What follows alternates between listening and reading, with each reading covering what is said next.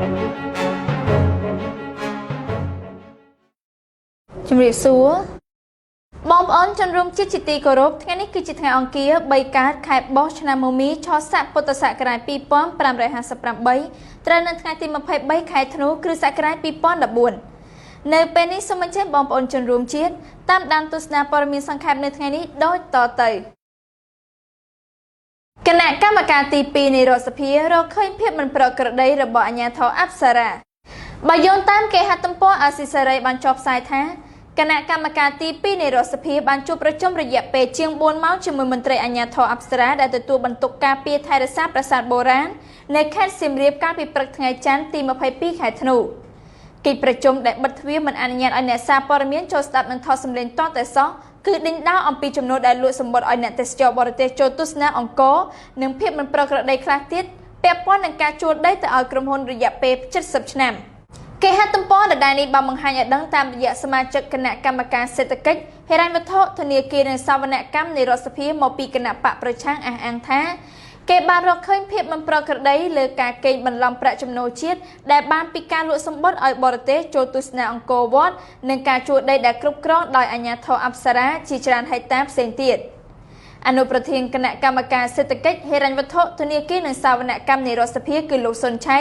លោកមានប្រសាសន៍បន្ទាប់ពីបញ្ចប់កិច្ចប្រជុំជាមួយអាជ្ញាធរអប្សរាកាលពីរសៀលថ្ងៃច័ន្ទទី22ខែធ្នូថានៅក្នុងកិច្ចប្រជុំគឺអាជ្ញាធរអប្សរាបានយកឯកសារទូរលេខអ្នកទេសចរបរទេសដែលមកទស្សនាអង្គរវត្តចំនួន4ឆ្នាំមកហើយជាពិសេសជាងនេះទៅទៀតនោះ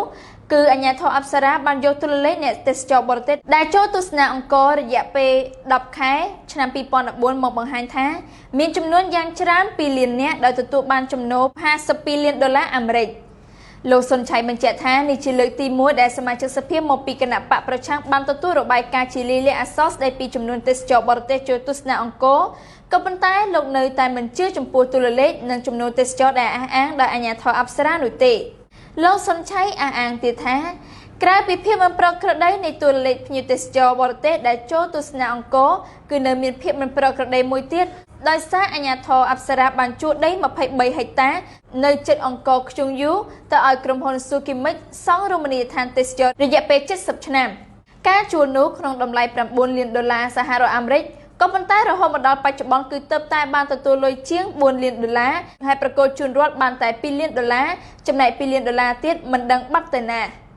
មន្ត្រីអាជ្ញាធរអប្សរាបានបញ្ចេញប្រតិកម្មឆ្លើយតបវិញភ្លាមទៅនឹងការរិះគន់របស់សមាជិកគណៈកម្មការទី2នៃរដ្ឋសភាមកពីបកប្រឆាំងនេះអគ្គនាយកអាជ្ញាធរអប្សរាលោកប៊ុនណារិតផ្ដល់ឧទាហរណ៍ថាកាលពីឆ្នាំ2013កន្លងទៅចំនួនអ្នកទេសចរបរទេសដែលមកទស្សនាកម្ពុជាគឺជាង4.2លាននាក់ក្នុងនោះគឺមកខេត្តសៀមរាបប្រហែលជាង2លាននាក់ប៉ុន្តែភ្ញៀវដែលមកទិញសម្បត្តិទស្សនាអង្គរវត្តមែនទែនគឺក្រោមចំនួន2លាននាក់នោះទៅទៀតដូច្នេះចំនួននេះមិនអាចគុណឃើញចំណូល$160លានដោយការអះអាងរបស់សមាជិកសភានៃគណៈបកប្រឆាំងនោះទេទោះយ៉ាងណាអនុប្រធានគណៈកម្មការសេដ្ឋកិច្ចហិរញ្ញវត្ថុធនាគារនិងសវនកម្មនៃរដ្ឋសភាលោកសុនឆៃនៅតែយល់ថាការលក់សម្បត្តិឲ្យបរទេសចូលទស្សនាអង្គរនិងការជួលដីទៅឲ្យក្រុមហ៊ុនវិនិយោគគឺមានភាពមិនប្រក្រតីធ្វើឲ្យបាត់ចំណូលជាតិធ្ងន់ធ្ងរលោកសុនឆៃមិនរំពឹងថាបញ្ហានេះអាចនឹងចាត់វិធានការផ្លូវច្បាប់បានក្នុងនាមគណៈកម្មការទី2នៃរដ្ឋសភាដែលមានសមាជិកចម្រុះមកពីគណៈបកប្រជាជនកម្ពុជានិងគណៈបកសង្គ្រោះជាតិនោះទេក៏ប៉ុន្តែរូបលោកដែលជាអ្នកតំណាងរាស្ត្រមួយរូបនឹងបន្តការស្រាវជ្រាវរកភស្តុតាងថែមទៀតមុននឹងទាមទារឲ្យចាត់វិធានការផ្លូវច្បាប់ប្រឆាំងករណីនេះប្រជាពលរដ្ឋប្រមាណ100នាក់បិទផ្លូវជាតិលេខ 6A នៅក្នុងសង្កាត់ព្រែកលៀបតាមការចុះផ្សាយរបស់គេហទំព័រ VOD បានចុះផ្សាយថាប្រជាពលរដ្ឋប្រមាណ100នាក់នៅសង្កាត់ព្រែកលៀបខណ្ឌជ្រោយចង្វាររាជធានីភ្នំពេញនៅព្រឹកថ្ងៃអង្គារនេះតវ៉ាបិទផ្លូវជាតិលេខ 6A ប្រឆាំងនឹងការបណ្តេញចេញពីលំនៅឋានដែលក្រុមអ្នកតវ៉ាអះអាងថាបានរស់នៅជាង35ឆ្នាំមកហើយនោះការបិទផ្លូវនោះក្រុមអ្នកតវ៉ាបានយកក្រែមកតម្រៀបគ្នាជាជួរហើយឈរពីលើដោយលើកបដាផ្សេងក្នុងន័យជំរុញឲ្យអាជ្ញាធរនិងរដ្ឋាភិបាលអន្តរាគមន៍ទប់ស្កាត់កុំឲ្យបណ្តេញពួកគេចេញទាំងបង្ខំដោយដោយការបង្គាប់របស់តុលាការដែលសម្រេចប្រគល់ដីឲ្យក្រុមហ៊ុនឯកជនឈ្មោះ Engkang Development Cooperation and Construction គេហទំព័រដដែលនេះបានបញ្ជាក់ឲ្យដឹងតាមរយៈស្ត្រីអ្នកតវ៉ាម្នាក់ក្នុងចំណោមអ្នកតវ៉ាច្រើនទៀតគឺអ្នកស្រីនួនមូនីរតឲ្យអ្នកសារព័ត៌មានដឹងនៅកន្លែងបិទផ្លូវជាតិបិទផ្លូវថា វាជារឿងដែលមិនអាចទទួលយកបានដោយសារពួកគេមករស់នៅលើទឹកដីនោះតាំងពីឆ្នាំ1979មកតែនៅឆ្នាំ2014នេះមានឯកការបង្គាប់ពីតុលាការឲ្យពួកគាត់ចាក់ចេញដោយគ្មានសំណងដើម្បីប្រគល់ដីនោះទៅឲ្យក្រុមហ៊ុនអេងកាងក្រោយពីមានការសន្យាពីអាជ្ញាធរមូលដ្ឋានក្រុមអ្នកតវ៉ាបានសម្រេចបើកផ្លូវឲ្យធ្វើចរាចរណ៍ឡើងវិញបន្ទាប់ពីបិទផ្លូវជិត1ម៉ោងមន្ត្រីឃ្លាំមើលការរំលោភសិទ្ធិមនុស្សនៅសមាគមអាត់ហុកលោកយីសុកសានដែលតាមដានករណីនេះអះអាងថាការតវ៉ាបិទផ្លូវរបស់អ្នករងគ្រោះវាជាជំរើសចុងក្រោយនៅពេលពួកគេអស់ជំនឿលើប្រព័ន្ធច្បាប់ដើម្បីដាក់សម្ពាធឲ្យមានដំណោះស្រាយម្យ៉ាងទៀតលោកយល់ថាវាជារឿងដដែលដែលអ្នកក្រីក្រមិនសូវទទួលបានការធានាយុត្តិធម៌ពីសេវាសង្គមលោកមានប្រសាសន៍ថាយើងស្នើសុំដល់ទទូចថារៀបចំធ្វើម៉េចអាជ្ញាធរដែនដីជាម៉ែឪប្រជាពលរដ្ឋត្រូវតែបង្កលក្ខណៈឲ្យពួកគាត់មានឯកសារត្រឹមត្រូវដើម្បីរស់នៅក្នុងសង្គមមួយដែលជាសង្គមអច្ឆរិយៈនេះតាមដីកាចុះថ្ងៃទី15ខែធ្នូឆ្នាំ2014របស់ចៅក្រមសាលាដំបងរាជធានីភ្នំពេញចៅក្រមហេងកេសរ៉បង្គាប់ឲ្យវិនិច្ឆ័យសេចក្តីលើសំណុំរឿងរដ្ឋបវេនីលេខ1443ចុះថ្ងៃទី18ខែកញ្ញាឆ្នាំ2002ដោយក្រុមប្រឹក្សាជំនុំជម្រះទី3ដើម្បីចាត់ការលើរឿងក្តីនេះទី1ឲ្យចុងចម្លើយរើផ្ទះចេញពីលើដីទំហំ7,000 ម៉ែត្រការ៉េដែលស្ថិតនៅសង្កាត់ព្រែកលៀបទី2សូមប្រកាសអនុវត្តសាលក្រមបណ្ដោះអាសន្នទី3ទាមទារថ្លៃការខូចខាតនិងជំងឺចិត្តក្នុងមួយគ្រួសារ$10,000អាមេរិកនិងទី4សូមឲ្យចុងចម្លើយទទួលបន្ទុកប្រាក់ប្រដាប់ក្តីក្រសួងសេដ្ឋកិច្ចនិងហិរញ្ញវត្ថុបន្តកង្វះដំណាភាពថវិកាលើបច្ចេកវិទ្យាលោកអ្នកនាងជាទីមេត្រីបើយោងតាមគេហទំព័រ Cambodia Daily បានចុះផ្សាយថា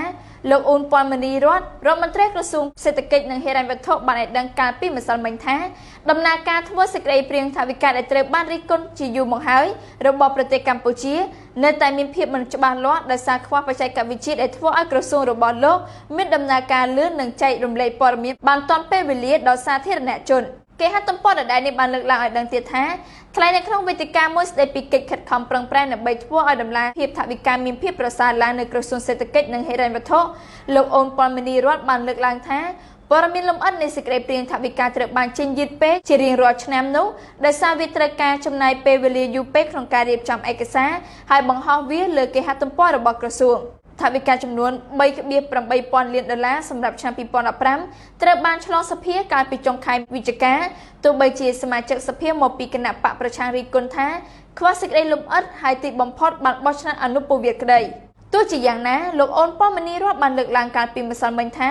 ដោយចាប់ផ្ដើមពីឆ្នាំក្រោយទៅរដ្ឋាភិបាលនឹងប្រើប្រាស់ប្រព័ន្ធព័ត៌មានវិទ្យាដែលល្អប្រសើរនិងប្លង់ករណីថ្មីដែលនឹងធ្វើឲ្យក្រសួងអាចបង្ហោះព័ត៌មានស្ដីពីថវិកានៅលើប្រព័ន្ធអ៊ីនធឺណិតបានទាន់ពេលវេលាទោះបីជាក្រសួងខិតខំធ្វើកំណែទម្រង់ដំណើរការធ្វើសេចក្តីព្រាងថវិកាក៏ដោយក៏លោកសុនឆៃសមាជិកសភាមកពីគណៈបក្សសង្គ្រោះជាតិនិងជាអនុប្រធានគណៈកម្មការហិរញ្ញវត្ថុនិងធនាគារនៅរដ្ឋសភាបានលើកឡើងកាលពីម្សិលមិញថាលោកគ្មានសង្ឃឹមថានឹងមានការផ្លាស់ប្ដូរទេលោកសុនឆៃបានមានប្រសាសន៍ថាខ្ញុំសង្ស័យថាវានឹងមិនអាចកើតឡើងទេតើតែដំណើរការនេះមានការបើកចំហច្រើនជាងមុនហើយមានការផ្ដល់មតិយោបល់បន្ថែមពីមនុស្សគ្រប់លំដាប់ថ្នាក់នៅក្នុងសង្គមបើពុំដូច្នោះទេយើងនៅតែបន្តមានបញ្ហាថវិកាដដែលលោកព្រៀបកលនាយកប្រតិបត្តិអង្គការដំណាភៀបកម្ពុជាដែលចូលរួមក្នុងវេទិកាកាលពីម្សិលមិញបានលើកឡើងពេលបន្ទាប់មកថាព្រឹត្តិការណ៍នេះគឺជាជំហានវិជ្ជមានដំបូងលោកបានបន្ថែមថាទោះជាយ៉ាងណាយើងគិតថាវានឹងមានការប្រសើរឡើងប្រសិនបើការពិគ្រោះយោបល់និងវេទិកាបែបនេះត្រូវបានធ្វើឡើងអំឡុងដំណើរការនៃការធ្វើសេចក្តីព្រាងថវិកានោះជាង$400 លានអាមេរិកហូរចេញខុសច្បាប់ពីកម្ពុជាតាមការចុះផ្សាយរបស់គេហទំព័រភ្នំពេញប៉ុស្តិ៍បានឲ្យដឹងថារបាយការណ៍ថ្មីមួយបានបង្ហាញថាយ៉ាងហោចណាស់ក៏មានទឹកប្រាក់$400 លានអាមេរិកបានហូរចេញពីប្រទេសកម្ពុជាដោយខុសច្បាប់ចាប់ពីឆ្នាំ2003ដល់ឆ្នាំ2012ការសិក្សាពីអង្គការសុចរិតហិរញ្ញវត្ថុពិភពលោករកឃើញថាបណ្ដាប្រទេសកំពុងអភិវឌ្ឍទាំងមូលបានខាត់បង់ទឹកប្រាក់$6.6 លានអាមេរិក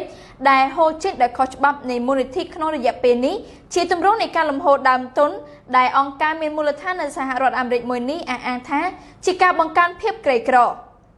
លំហូរនេះរួមទាំងការជួញដូរខុសច្បាប់មួយចំនួនរាប់ចាប់តាំងពីក្រុមហ៊ុននាំចេញដែលកំពុងកិច្ចពីកាតព្វកិច្ចពន្ធរហូតដល់មន្ត្រីសាធារណៈដែលកំពុងយកប្រាក់ទៅប្រទេសលោកខាងលិចតាមរយៈសម្បកក្រៅរបស់ក្រុមហ៊ុន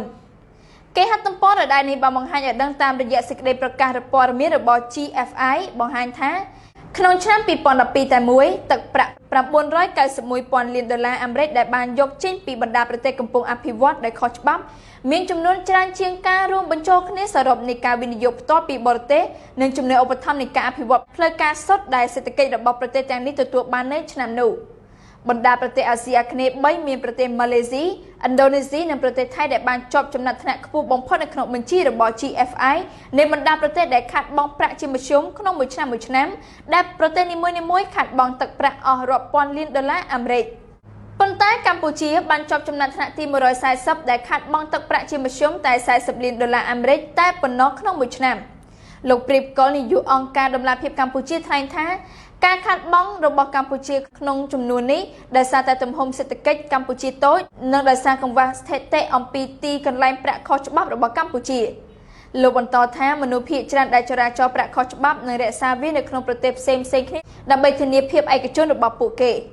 លោកបន្ថែមថាប៉ុន្តែវាជាការពិបាកក្នុងការប៉ាន់ប្រមាថអំពីចំនួនប្រាក់ដែលបានផ្ទេរនេះដោយសារតែមិនមានប្រព័ន្ធកត់ត្រាត្រឹមត្រូវពលរដ្ឋនៅបាត់ដំបងចោទប៉ូលីសធ្វើអត្តសញ្ញាណប័ណ្ណថាប្រព្រឹត្តអំពើពុករលួយបងប្អូនជនរួមជាតិជាទីមេត្រីបើយោងតាមគេហទំព័រអស៊ីសេរីបានចុះផ្សាយថាប្រជាពលរដ្ឋនៅក្រុងបាត់ដំបងខេត្តបាត់ដំបងចាប់ប្រកាន់មន្ត្រីប៉ូលីសធ្វើអត្តសញ្ញាណប័ណ្ណក្រុងនេះថាប្រព្រឹត្តអំពើពុករលួយគឺរហ័សរហួនចំពោះតែអ្នកដែលបង់លុយធ្វើអត្តសញ្ញាណប័ណ្ណទេចំណែកឯប្រជាពលរដ្ឋដែលគ្មានប្រាក់វិញត្រូវរងចាំអស់ជាច្រើនថ្ងៃប៉ុន្តែមន្ត្រីប៉ូលីសបញ្ជាក់ថាការចាប់ប្រកាន់នេះជារឿងមិនពិតនោះឡើយប្រជាពលរដ្ឋដែលអះអាងថាមន្ត្រីប៉ូលីសប្រព្រឹត្តអំពើពុករលួយអំពាវនាវឲ្យស្នងការនគរបាលខេត្តបាត់ដំបងនិងមន្ត្រីពាក់ព័ន្ធចាត់វិធានការទៅលើមន្ត្រីប៉ូលីសខិលខូចទាំងនោះឲ្យបញ្ឈប់ការយកប្រាក់ធ្វើអត្តសញ្ញាណប័ណ្ណពីប្រជាពលរដ្ឋហើយអនុវត្តការងារឲ្យបានស្មើភាពគ្នាតាមផ្លូវច្បាប់គេហទំព័រដែលនេះបានលើកឡើងឲ្យដឹងតាមរយៈប្រជាពលរដ្ឋម្នាក់រស់នៅក្នុងភូមិវត្តគោសង្កាត់វត្តគោក្រុងបាត់ដំបងថ្លែងមិនឲ្យបញ្ចេញឈ្មោះនៅថ្ងៃទី22ធ្នូថាមន្ត្រីប៉ូលីសក្រុងបាត់ដំបងមិនបានយកចិត្តទុកដាក់ធ្វើអត្តសញ្ញាណប័ណ្ណដល់ប្រជាពលរដ្ឋឲ្យបានស្មើភាពគ្នានោះទេគឺញាប់ដៃញាប់ជើងចំពោះតែប្រជាពលរដ្ឋណាដែលបង់ប្រាក់ឲ្យមន្ត្រីប៉ូលីសម្នាក់10000រៀលប៉ុណ្ណោះចំណែកឯប្រជាពលរដ្ឋដែលធ្វើអត្តសញ្ញាណប័ណ្ណតាមច្បាប់កំណត់នោះមន្ត្រីប៉ូលីសមិនបានយកចិត្តទុកដាក់នោះឡើយ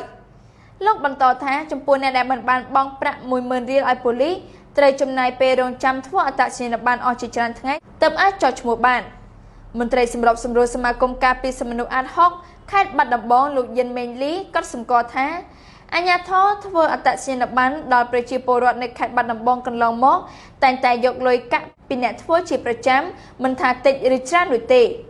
លោកថាអាជ្ញាធរពាក់ព័ន្ធគួរទប់ស្កាត់កុំឲ្យសកម្មភាពយកលុយសេវាក្រៅផ្លូវច្បាប់នេះបន្តទៀតព្រោះធ្វើឲ្យប៉ះពាល់ដល់អារម្មណ៍របស់ប្រជាពលរដ្ឋអាជ្ញាធរប៉ូលីសក្រុងបាត់ដំបងចុះធ្វើអត្តសញ្ញាណប័ណ្ណដល់ប្រជាពលរដ្ឋនៅសាលាសង្កាត់វត្តកោក្រុងបាត់ដំបងខេត្តបាត់ដំបងប្រមាណជិត1ខែមកហើយតាមគម្រោងការធ្វើអត្តសញ្ញាណប័ណ្ណនេះនឹងត្រូវបញ្ចប់នៅចុងខែធ្នូឆ្នាំ2014មនុស្សចំណិតរបស់អតីតប្រធានាធិបតីចិនហ៊ូជីនតាវជាប់អង្កេតពុករលួយតាមការចុះផ្សាយរបស់គេហទំព័រភ្នំពេញប៉ុស្តិ៍បានឲ្យដឹងថាគណៈបកកុម្មុយនីសចិនបានប្រកាសនៅថ្ងៃច័ន្ទទី22ធ្នូនេះបើកអង្កេតប្រឆាំងនឹងទីប្រឹក្សារបស់អតីតប្រធានាធិបតីចិនលោកហ៊ូជីនតាវពីបទពុករលួយនៅក្នុងសេចក្តីជូនដំណឹងដល់ខ្លីការិយាល័យទទួលបន្ទុកប្រយុទ្ធប្រឆាំងនឹងអំពើពុករលួយរបស់បកកុម្មុយនីសបានបញ្ជាក់ថាលោកលីងជីហួរជាប់សង្ស័យរំលោភវិន័យបកយ៉ាងធ្ងន់ធ្ងររំលោភវិន័យបកជាភាសាកុម្មុយនីសដែលអាជ្ញាធរចិនប្រើជំនួសពាក្យថាប្រព្រឹត្តអំពើពុករលួយគេហទំព័រដដែលនេះបានបញ្ជាក់ឲ្យដឹងថាមេដឹកនាំជាន់ខ្ពស់ចិនកាន់តែកំពូលឡើងត្រូវបានផ្ដួលចេញពីតំណែងឬជាប់សំណាញ់ប្រយុទ្ធប្រឆាំងនឹងអំពើពុករលួយរបស់លោកស៊ីជីនពីងសំណុំរឿងចុងក្រោយគឺពាក់ព័ន្ធនឹងអតីតប្រធានសន្តិសុខចិនហើយនៅថ្ងៃនេះដល់វេនលោកលីងជីហួរម្ដងមានអាយុ58ឆ្នាំល្បីខាងស្និទ្ធនឹងអតីតប្រធានាធិបតីចិនលោកហ៊ូជីនតាវពីឆ្នាំ2003ដល់ឆ្នាំ2013បំផុត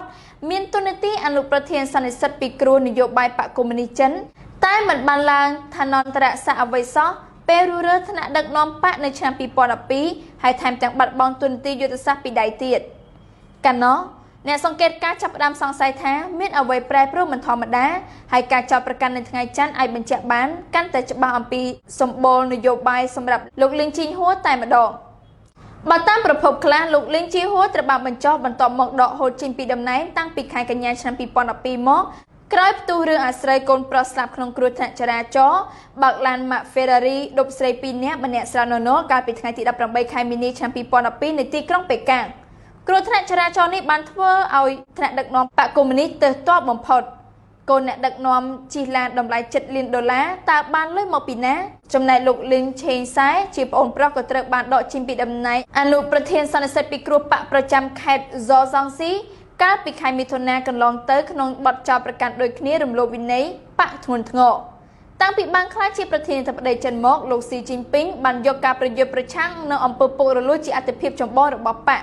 ប៉ុន្តែអ្នកឯកទេសសង្ស័យលើប្រសិទ្ធភាពពិតនៃយុទ្ធនាការនេះព្រោះតុលាការមិនឯករាជ្យនឹងគ្មានការធ្វើកំណែទម្រង់ប្រព័ន្ធនយោបាយឲ្យបានស៊ីជម្រៅលោកអ្នកនាងជាទីមេត្រីព័ត៌មានសង្ខេបរបស់នាងខ្ញុំនៅពេលនេះបានមកដល់ទីបញ្ចប់ហើយនាងខ្ញុំរ៉ូស្ម៉ារីយ៉ាសូមថ្លែងអំណរគុណយ៉ាងជ្រាលជ្រៅចំពោះលោកអ្នកនាងដែលបានទស្សនាកម្មវិធីនេះតាំងពីដើមរហូតដល់ទីបញ្ចប់សូមអរគុណសូមគោរពលា